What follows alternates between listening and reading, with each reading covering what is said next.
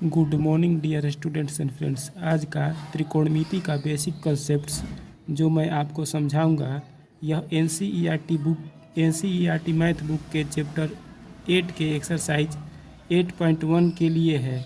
इस concept series को समझकर आप class 10th NCERT math book के चैप्टर 1 के एक्सरसाइज 8.1 के क्वेश्चन को आप बहुत ही आसानी के साथ स्वयं से बहुत आसानी से सॉल्व कर सकते हैं।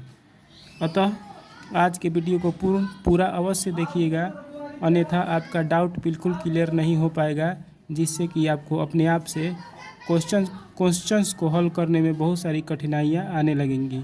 चलिए स्टार्ट करते हैं। आज का टॉपिक है लंब। किसी समकोण त्रिभुज में किसी राइट एंगल ट्रायंगल में लंब अर्थात परपेंडिकुलर एवं आधार अर्थात बेस की पहचान। हम किसी राइट ट्रायंगल में लंब किसके लिए क्या है और बेस किसके लिए क्या है, इसकी पहचान करेंगे। ध्यान से समझिएगा, एक बहुत ही महत्वपूर्ण नोट है, इसको नोट कर लीजिए। किसी समकोण त्रिभुज का कर्ण कभी नहीं बदलता है। किसी राइट एंगल ट्रायंगल का हाइपोटेनस नेवर चेंज, कभी नहीं बदलता है, लेकिन परपेंडिकुलर एवं बेस लंब एवं आधार न्यून कोणों के दृष्टिकोण से हमेशा बदलते रहते हैं। किसी समकोण त्रिभुज का कर्ण कभी नहीं बदलता है, लेकिन लंब एवं आधार न्यून कोणों के दृष्टिकोण से हमेशा बदलते रहते हैं। ठीक, किसी राइट ट्रायंगल का हाइपोटेनस कभी चेंज नहीं होता है, लेकिन परपेंडिकुलर एवं बेस एक्यूट एंगल के दृष्टिकोण से, एक्यूट एंगल के पॉइंट ऑफ व्यू से हमेशा चेंज होता रहता है। समझने का कोशिश करिए इसको।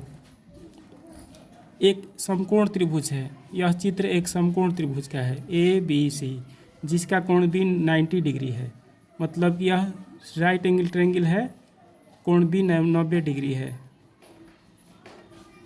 Now we consider on right triangle ABC, in which angle B is equal to 90 degree. Then always hypotenuse of right angle ABC, right triangle ABC is equal to AC. इसका हाइपोटेनस अर्थात इसका कर्ण हमेशा AC होगा। इस त्रिभुज का कर्ण हमेशा AC होगा, कर्ण कभी नहीं बदलेगा, कर्ण हमेशा AC ही होगा, लेकिन लंब और आधार एक्यूट एंगल के पॉइंट ऑफ व्यू से बदलता रहेगा। समझिए कैसे। फॉर एक्यूट एंगल ए, न्यून कोण ए के लिए, मान लीजिए कि न्यून कोण ए के लिए हम लोगों को पता करना है कि लंब क्या है, आधार क्या है। किसके लिए? न्यून कोण ए के लिए। इसके लिए लंब क्या है, तो मान लेते हैं कि न्यून कोण ए बराबर थीटा, हम लोग मान लेते हैं, इसको थीटा मान लेते हैं। तो हम लोगों से पूछा जाएगा कि एक्यूट एंगल ए के लिए परपेंडिकुलर क्या होगा, तो हम कहेंगे कि इसके सामने वाली साइड BC है, अतः एक्यूट एंगल ए के लिए परपेंडिकुलर BC हो जाएगा। सामने किसी न्यून कोण के सामने वाली भुजा को लंब कहा जाता है, तो इसके लिए परपेंडिकुलर हो जाएगा BC। एक्यूट एंगल ए के लिए परपेंडिकुलर हो जाएगा इसके सामने वाला BC, और बेस हो जाएगा जो इसके साथ रहेगा अर्थात AB हो जाएगा बेस। ठीक, अब समझिए। अब कह रहा है इस चित्र में, इस जो ट्रायंगल है, यह जो राइट ट्रायंगल है, इसमें एंगल C के लिए, एक्यूट एंगल C के लिए परपेंडिकुलर क्या होगा, तो कहिएगा कि एक्यूट एंगल को थीटा मान लीजिए, थीटा के सामने AB है, अतः एक्यूट एंगल C के लिए परपेंडिकुलर AB हो जाएगा। एक्यूट एंगल C के लिए परपेंडिकुलर AB हो जाएगा। एक्यूट एंगल C का सामने AB है, अतः इसके लिए परपेंडिकुलर AB हो जाएगा, और एक्यूट एंगल A के लिए परपेंडिकुलर BC हो जाएगा। एक्यूट एंगल A के लिए परपेंडिकुलर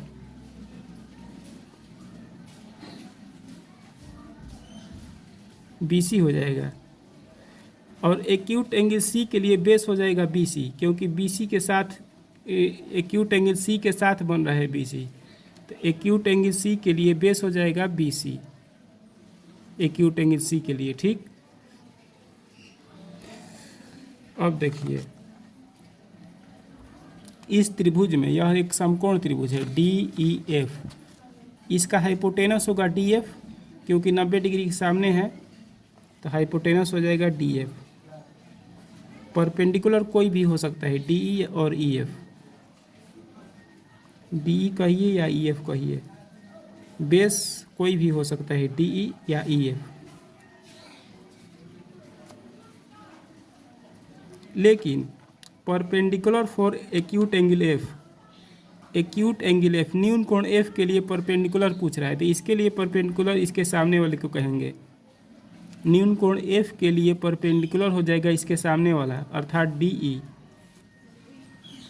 डी हो जाएगा न्यून कोण एफ के लिए परपेंडिकुलर। और न्यून कोण डी के लिए, एक्यूट एंगल डी के लिए परपेंडिकुलर हो जाएगा डी के सामने वाला ई एफ।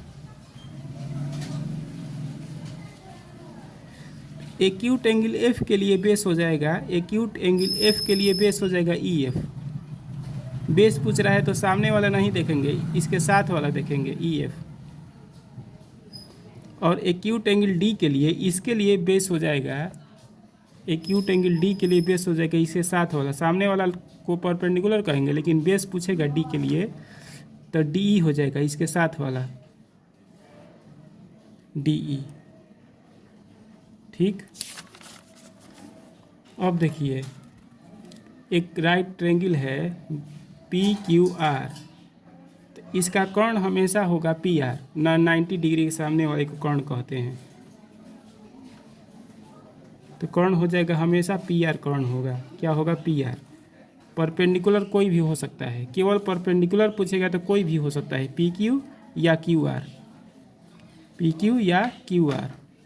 केवल बेस पूछेगा इसका तो कोई भी हो सकता है, पी क्यू या क्यू आर। लेकिन कोण आर के लिए, एक्यूट एंगल आर के लिए परपेंडिकुलर यदि पूछेगा तो एक्यूट एंगल आर के सामने वाले साइड को देखेंगे।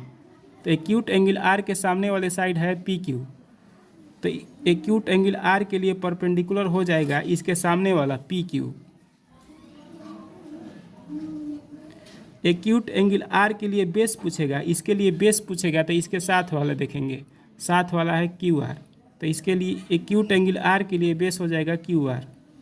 और हाइपोटेनस हमेशा वहीं रहेगा पी आर।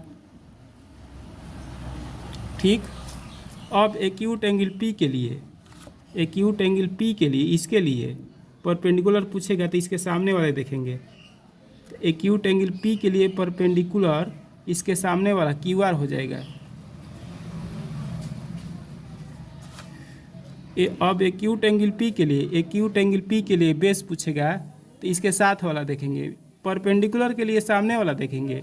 और बेस यदि इसके लिए पूछेगा एक्यूट एंगल पी के लिए तो पी के साथ वाला साथ वाली भुजा को देखेंगे, तो साथ वाला साइड है पी क्यू, तो पी क्यू लिखेंगे बेस, बेस के लिए। और हाइपोटेनस पी आर हमेशा रहेगा। ठीक, अब देखिए in triangle X Y Z एक ट्रेंगल है, एक ट्रेंगल का फिगर बनाइए।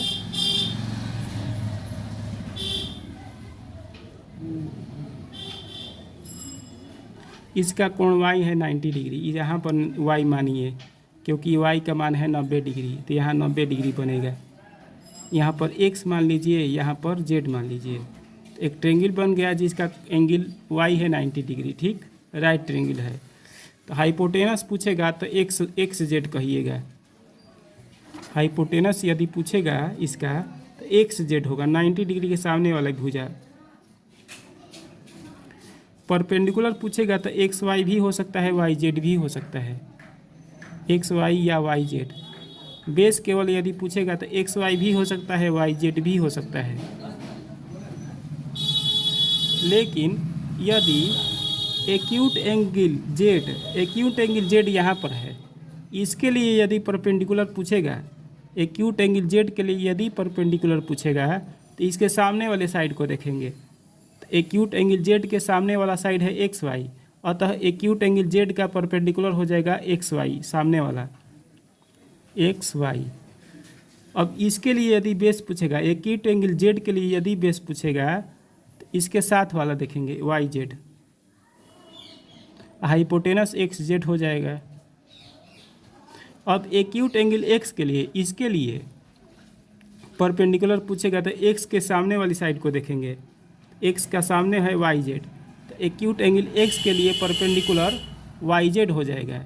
एक्यूट एंगल एक्स के लिए परपेंडिकुलर इसके सामने वाला वाई जेड हो जाएगा। अब एक्यूट एंगल एक्स के लिए यदि बेस पूछेगा तो एक्स के साथ वाला देखेंगे एक्स वाई हो जाएगा। अब हाइपोटेनस यदि पूछेगा तो एक्स जेड हो जाएगा। ठीक,